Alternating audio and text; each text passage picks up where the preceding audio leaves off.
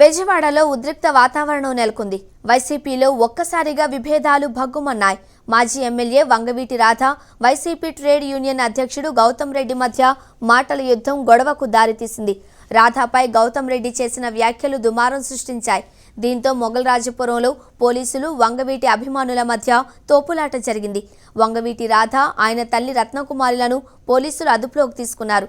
మరోవైపు గౌతమ్ రెడ్డిపై high command suspension వేటు వేసింది. అయితే పోలీసుల తీరుపై వంగవీటి అభిమానులు అగ్గి మీద గుగ్గిలమయ్యారు.